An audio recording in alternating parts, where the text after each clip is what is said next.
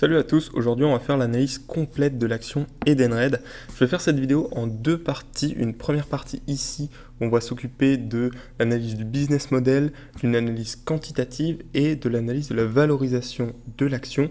Et dans une deuxième partie, on fera l'analyse complète du fondamental de la boîte et aussi des problèmes qu'elle subit aujourd'hui et qui font chuter son cours de bourse. Donc en ce qui concerne le cours de bourse, on voit ce que ça donne ici. C'est une lente descente aux enfers depuis juin 2023 où on a fait en gros un divisé par 2, passé de 57 € à 26 €. Voilà, on est vraiment sur un divisé par 2 en à peu près 2 ans, ce qui est assez énorme.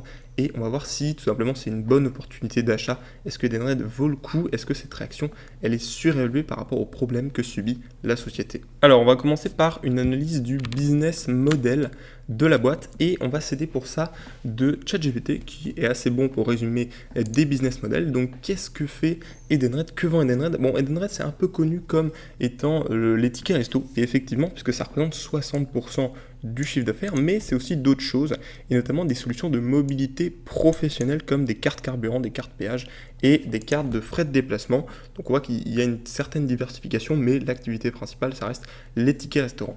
En termes de modèle de revenus, on va être sur deux modèles de revenus qu'on va voir après. La principale source, c'est des prélèvements de commissions, de frais donc sur les flux de transactions que Edenred permet. Et la deuxième chose, c'est des intérêts perçus sur ce qu'on appelle le float. On va voir ça tout de suite. Donc les clients d'Edenred, ce sont des entreprises B2B. Et en termes de diversification géographique, c'est un truc que j'aime bien regarder, c'est pas un critère en soi, mais c'est important de le savoir. On est donc 30% en France, quand même une importante place en France, 30% encore en Europe, 25% en Amérique latine et un petit peu aux US notamment, mais ça va quand même assez diversifié dans le monde avec une part importante de la France. Voilà, donc en ce qui concerne ma checklist du business model, j'aime bien regarder quels sont les produits vendus. Ici, on est donc sur des services financiers d'avantage aux salariés, c'est très bien, ça me convient tout à fait. Pour ceux qui connaissent, pour ceux qui jouent aux échecs, vous reconnaîtrez un petit peu la DA de ces petits pins. J'aime bien cette DA. Ensuite, dans les clients, on est sur du B2B qui ensuite agit avec ses salariés. Donc on est sur du B2B2C, bref, c'est très bien, moi ça me convient tout à fait. Les produits, ils sont à vocation professionnelle, mais ils ne sont pas indispensables. Qu'est-ce que j'entends par là? Eh bien, si l'entreprise doit rogner sur quelque chose en premier, ça pourrait être les tickets restaurants, mais bon, voilà, c'est pas catastrophique, donc on est bien quand même. Le mode de facturation, on est sur frais et commissions, c'est des revenus qui sont totalement récurrents et prévisibles, donc ça c'est très bien. Et en termes de positionnement prix, pas vraiment en fait de positionnement prix, c'est toute gamme, c'est pas très précis, donc là c'est validé. Petit gros point positif, c'est le float. Alors le float, qu'est-ce que c'est? Eh bien, c'est que Edenred va tout simplement avoir des acomptes clients. Les clients déposent de l'argent sur des cartes restaurants. Et cet argent, tant qu'il n'est pas utilisé, eh bien Edenred en fait a le droit de l'utiliser. Et c'est ce qu'ils font. Ils vont en fait percevoir des intérêts sur les fonds déposés, mais pas encore dépensés, puisque ces fonds, ils vont les investir dans des produits très très sécurisés du style des bons du trésor à 6 mois ou à 3 mois. Et ça représente quand même 10% du chiffre d'affaires en 2024, hein, ce float, donc c'est pas du tout quelque chose de ridicule, c'est très important. Et ça montre l'une des puissances d'un business comme Edenred, c'est de pouvoir générer de l'argent en plus de leur activité opérationnelle avec du coup les fonds des clients. Ce qui nous donne en tout une note du business model de 9 sur 10, ce qui est très bien. Moi, c'est une activité qui me plaît beaucoup, honnêtement. Service financier pour des entreprises avec des revenus très récurrents. Il n'y a rien à dire, donc c'est parfait à ce niveau-là. On passe ensuite à l'analyse quantitative et on va essayer de répondre à la question de simplement est-ce que Edenred génère des free cash flow réguliers qu'elle va ensuite pouvoir redistribuer à ses actionnaires. On va regarder 3 trucs, la rentabilité, la croissance, l'endettement. Alors au global c'est très bon, je vous laisse regarder ça en détail, mais au global c'est très bon. On a des très bonnes marges, on a un très bon ROCE, on a une croissance du chiffre d'affaires et des bénéfices qui est bonne. Et donc j'ai mis la note de 8 sur 10 et je considère qu'Edenred a une bonne rentabilité structurelle, mais elle connaît un problème de cash flow depuis 2022. Et oui, c'est ce que j'ai mis là avec donc une marge de cash flow de 28%, ce qui est très bien, mais qui est en baisse depuis 2022, puisqu'en 2022 elle était de 42%. Donc c'est plutôt négatif, il faudra creuser ça et on le fera dans la partie 2, dans la prochaine vidéo. Mais en tout cas, sinon tout le reste est très bien et Pour vérifier, j'ai donc pris la marge opérationnelle qui, elle, n'est pas en baisse depuis 2022. Donc ça veut dire qu'on est bien sur un problème de cash flow et pas sur un problème opérationnel. Les problèmes de cash flow sont moins graves, c'est des problèmes quand même, mais sont moins graves et ils peuvent être réglés souvent plus facilement. Voilà, pour vous illustrer, j'ai mis ici donc la croissance du chiffre d'affaires d'Edenred qui est très bonne. On voit qu'on est sur quelque chose d'assez linéaire. Alors il y a eu quelques replis dans le passé, mais globalement on est sur une croissance qui est très bonne et qui est en moyenne de 12 à 11% par an. Pour l'operating income, c'est pareil, on est sur une très bonne croissance, on voit que ça suit quasiment exactement le chiffre d'affaires, donc là c'est très bien. Et si on prend le cash flow statement avec l'operating cash flow, pareil, on est quand même sur une croissance qui est très bonne, avec une linéarité pas mal, même si on voit que depuis 2022, il y a un certain plat. Et ça se traduit notamment par un niveau de marge qui baisse. On fait un petit point aussi sur l'endettement d'Edenred, puisque Edenred, c'est une société qui a souvent ce défaut, on lui fait souvent ce reproche, c'est que Edenred a un equity négatif, mais en fait c'est propre au business model. C'est propre notamment à ce float qui permet à Edenred tout simplement de s'enrichir avec de l'argent qu'elle n'a pas, sauf que comme c'est de l'argent qu'elle n'a pas, ça va entrer dans le passif et donc ça va plomber son equity. La réalité, c'est que c'est plutôt une force pour Edenred d'avoir un equity négatif et pas une source de fragilité financière. Et ça, on va le voir maintenant, puisque en termes d'endettement, la dette totale de Edenred, elle est de 4,4 milliards, mais Edenred a aussi 3 milliards de cash, donc ça fait une dette nette de seulement 1,4 milliard.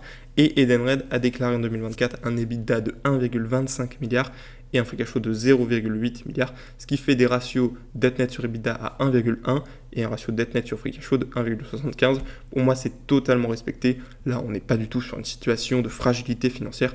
Edenred est stable et n'aura pas de problème de solvabilité. En prenant tout ça, donc j'ai mis la note de 8 sur 10 parce que pour moi, tout est respecté. Certes, il y a un petit problème de cash flow, mais il y a beaucoup d'entreprises qui ont déjà eu un problème de cash flow dans leur carrière et qui n'ont pas eu de problème structurel. C'est pour ça que je considère qu'il y a une bonne rentabilité structurelle sur le business. Le business, de toute manière, il est bon, il est récurrent, il est prévisible et il est en croissance aussi, comme on le voit. Donc tout est respecté.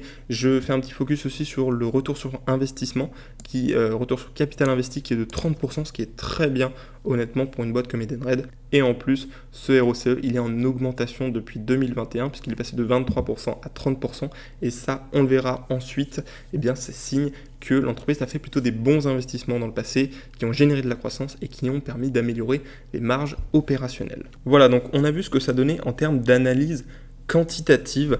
On va essayer de passer donc à la valorisation. Je le fais dans ce sens-là parce que la valorisation chez Edenred, c'est quelque chose honnêtement qui est particulier, c'est-à-dire qu'aujourd'hui, après la chute de 50% donc du cours de bourse, eh bien clairement on est sur des niveaux de valorisation qui sont très faibles et on va le voir ici. Donc en termes de, j'ai pris 3 métriques différentes, le free cash flow, l'EBITDA et le bénéfice brut, qui est proche du chiffre d'affaires. Et on va voir par rapport aux moyennes historiques et par rapport aux prévisions de croissance ce que ça donne en termes de niveau de valorisation. Donc en termes de moyenne historique, sur les 3 ici, on est bien en dessous des moyennes historiques, puisque sur le free cash flow, on est à 9 fois le free cash flow, la moyenne est plutôt à 15, sur les l'EBITDA 5,6, la moyenne est plutôt à 14, et sur le bénéfice brut 2,8, la moyenne est plutôt à 6,7, donc on est bien en dessous pour les 3. Maintenant, qu'est-ce que ça donne clairement, eh bien, ça donne qu'on a un free cash flow yield actuel de 13%, ce qui est énorme. On fera après quelques ajustements pour prendre une mesure peut-être plus réaliste. Donc déjà, j'ai fait un reverse DCF sur 10 ans pour voir qu'est-ce qu'il faudrait pour faire 13% par an sur l'action Edenred. Et là, ça témoigne en tout cas du niveau de valorisation très bas, puisque en fait l'action pourrait ne pas bouger de niveau de valorisation et ne pas avoir de croissance, que le seul rendement de dividende plus rachat d'actions suffirait à réaliser une performance de 13% par an. Donc ça veut dire qu'on est vraiment sur un niveau de valorisation qui est très bas. Maintenant, j'ai fait un DCF plutôt conservateur sur 10 ans pareil, où j'ai pris une estimation du niveau de valorisation à 10 au bout de 10 ans, avec une croissance de 4% par an, ce qui n'est pas très élevé, on peut se dire, vu les croissances passées qui étaient plutôt autour de 10-12%. Et ça nous donne un prix juste à 36 €, soit 38% au-dessus du prix actuel. Donc ça nous laisse une grosse marge de sécurité. Et ça témoigne, encore une fois, d'un niveau de valorisation qui est très bas. Enfin, petit détour par la notation Morningstar, qui a mis sa fair value à 55 €. Alors Morningstar, pour ceux qui ne connaissent pas, c'est une entreprise qui fait de l'analyse financière et qui va mettre plein comme ça de notations pour des entreprises. Moi, je considère qu'ils ont une parole quand même qui est très très juste. Alors la notation, la fair value, c'est pas l'indicateur que je regarde le plus, mais c'est un indicateur que je regarde quand même et qui pour moi a sa place. Ce qui m'intéresse, c'est parfois plutôt la justification. Donc là, ils nous disent quand même que Edenred est largement sous-valorisé et Morningstar considère que la réaction du marché à la baisse de rentabilité depuis 2022 comme excessive, c'est une réaction excessive et ne perçoit pas de menace structurelle profonde sur le business model. En gros, c'est quelque chose d'à peu près normal, cette baisse de rentabilité, ça arrive en tout cas, c'est pas quelque chose d'anormal et ma foi ça constitue une opportunité d'investissement puisque considère Edenred comme largement sous-valorisé. On va faire quelques ajustements sur le free cash flow, puisque le free cash flow n'est pas toujours la métrique la plus parfaite. Elle est quand même très bien, mais pas la plus parfaite. En termes de SBC, Edenred est une entreprise qui fait très peu de SBC, donc là c'est très bien. Par contre, Edenred est une entreprise qui fait beaucoup d'acquisitions, et les acquisitions ne sont pas comptées dans le free cash flow. Donc on va les réintégrer pour voir ce que ça donnerait, puisque Edenred constate 44% de son operating cash flow aux acquisitions en moyenne. Ça dépend des années, mais en moyenne c'est 40%. Et donc en 2024, on a eu un free cash flow de 812 millions, mais si on ajuste par rapport à ces deux critères, ça nous donne un adjusted free cash flow de 328 millions. Et dans ce cas-là, on aura un yield sur l'adjusted free cash flow de 5,2%. Donc on est plus faible, bien plus faible. Seulement quand même, bon, ça c'est une version où on prend 44% sur les acquisitions, qui sont quand même très importantes. Et faut garder en tête que 5,2% c'est plus que certains yield free cash flow de certaines entreprises. Ce qui veut dire que globalement, on est quand même même en faisant ces ajustements, sur une action qui est très sous-évaluée.